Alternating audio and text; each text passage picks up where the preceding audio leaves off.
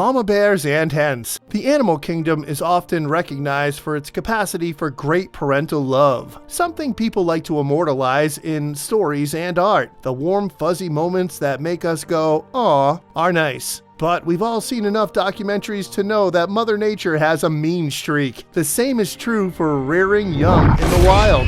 This is a list of those truly terrible parents of the animal kingdom, in case you need to feel a bit better about humanity.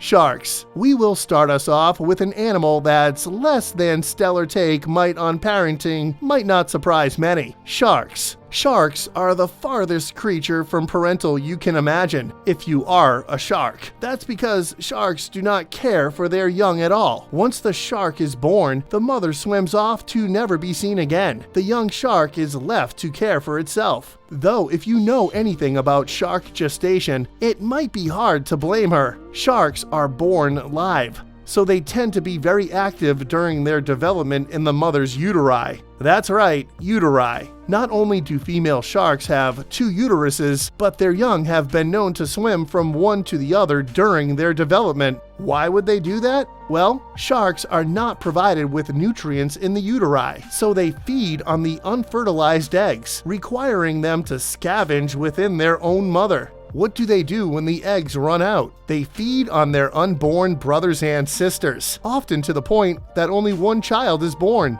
Guess we can't blame mom for wanting to get the heck out of there. Sea turtles. We will continue with our aquatic parents theme, as it appears to grow up in the sea means you grow up abandoned. Sea turtles are famous for their recognizable reproductive cycle, but even if watching those little baby turtles run across the beach is cute, we can't help but notice it seems particularly cruel. Not only does the mom bury their eggs and then vamoose, once the little folks are born, they are practically put on a silver tray for the local predators. Birds, crustaceans, anything you can imagine stalking the beach knows that the baby turtle buffet is the place to be and that there isn't a parent in sight to stop them. You might be asking, okay, but what could an adult sea turtle do to stop them? And we will admit, probably not too much. But it's the thought that counts, isn't it? Leopard tree iguana. Let's move on to something a little less recognizable, shall we? And by less recognizable, we mean a lot more disgusting. The leopard tree iguana, much like many other reptiles, does not raise its young, but that isn't what it did to earn its place on this list. In fact, it's the extra kindness that it extends to its little iguanalings. The leopard tree iguana mother does 2 things before it leaves its birthing den for good. It takes a huge crap right next to the newly hatched eggs, and then it seals the children inside with it. Now technically, and we do emphasize technically, this is a nice thing. The feces of the iguana is full of important nutrients for the hatching iguanas, and the mother seals up the den to protect the babies from predators while they grow. Still, we can't help but measure this from a more human perspective, and nothing says insult to injury like locking your child in after taking a crap in their bedroom.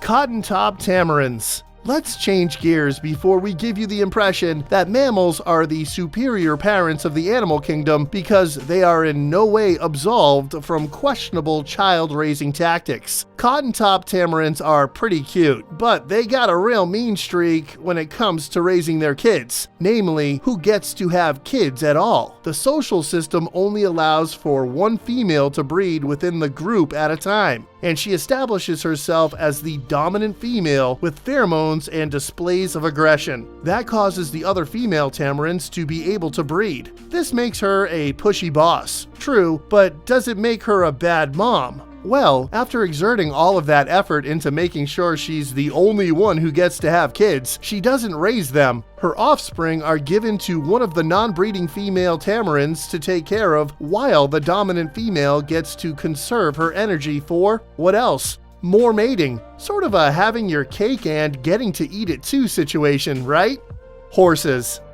Animal behavior tends to center around the conservation of energy and using energy to reproduce. Humanity has such a close relationship with horses, we don't tend to think of them as having some of these crueler instincts. Horses bred in captivity make fine moms and, to be fair, so do horses that birth in the wild. It's the wild horses' papas you have to worry about. In a horse's social unit, there is a dominant stallion that will protect a group of female horses as well as his offspring. Stallions do not want to devote time and energy to rearing or protecting a foal that isn't theirs. So if they suspect that the foal was sired by another stallion, they will stomp it to death. Now, we say suspect because they don't have any actual way of telling if the offspring is theirs or not. No, they are just guessing. And we think that if you are inclined to stomp children to death on a hunch, then you're probably not a very good parent. Bears. Back to the thing we mentioned earlier about the mama bear. Well, there is a reason mother bears are so protective of their cubs, and that's because male bears are extremely inclined to kill them. Multiple species of male bears will kill cubs they come across specifically to trigger an earlier mating period of the mother in question. This is at the very least extremely rude. But to add insult to injury, some bears don't enter heat until months after the death of the cub, in which case the mama bear will be long gone by then. I'm not saying that's the worst pickup line I've ever seen, but it's up there. You are really not showing her that you are father material, pal. Also, fun fact, it's not unheard of for mother bears to die defending their cubs from attacking males, making the whole confrontation a real exercise in pointlessness. House sparrows.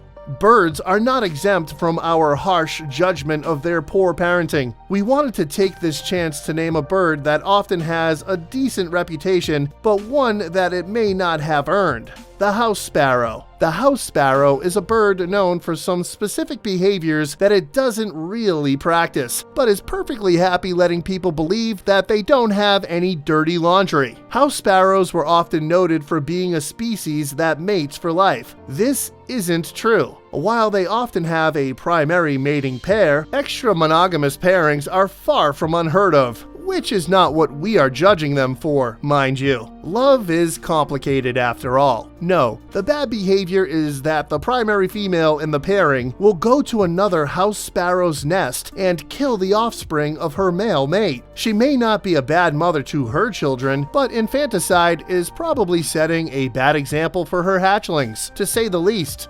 Coots. Next up, we have another bird, but this one is a waterfowl. A coot, to be specific, a bird similar to a duck. They hatch clutches with around 9 young, but it is rare for more than 2 or 3 to survive to maturity. Do the coots neglect their children and leave them to be predatory upon like sea turtles? Unfortunately, it's a little more vicious than that. Coots primarily feed on small shrimp and insects, and it is difficult for the parents to collect enough food for a whole nest of little ones, so they simply let the weaker of their young starve to death, not considering them to be worth the investment of their time and energy. Coot chick deaths caused by starvation are far more likely than predators. And honestly, that's the coot parents being kind to their unwanted children. It isn't unheard of for the coot parents to tousle the hatchlings or attack them until they die from their injuries. Between the attacks and going unfed, a young coot might have better odds leaving the nest as soon as they can. Pipefish. Let's end this list where we began it, at the bottom of the sea. The final specimen of improper parenting instincts is another not-so-proud papa, the pipefish to be precise. The pipefish reproduction cycle, similar to the seahorse, results in the male giving birth. The male holds on to their fish seed and allows the females to donate their egg into a special sac. In fact, it isn't uncommon for a male to accept eggs from multiple females. Here's where Daddy loses a bit of our respect. See, like many mammals, pipefish require a lot of energy to reproduce. To adapt to this, the male pipefish has the ability to absorb eggs into his body to use the energy for himself. This isn't uncommon, but the male pipefish's selection process we find a bit sketchy. The pipefish selects which children to absorb and which ones to birth based on how attractive they find the mother fish, considering factors like ornamentation and body size. The kid from the good-looking mom gets to be born, the ugly gets eaten. That's a rough standard to live up to, and these kids aren't even born yet. And there we have some of the most despicable parents in all of the animal kingdom. Maybe we are being too critical of the other branches of the tree, but it's hard not to feel bad for little lizards made to eat poop or baby birds pushed from their nest. Still, survival is a hard game, and it's easy for us to judge with our hospitals and thumbs and all that. What do you folks think? Do you think we are judging these species too harshly? Or maybe we weren't harsh enough? Tell us what you think in the comments below. And don't forget to subscribe and hit that notification button if you are looking for more fun and interesting facts, along with the occasional judgment or two. We can't help it. We learned from our parents.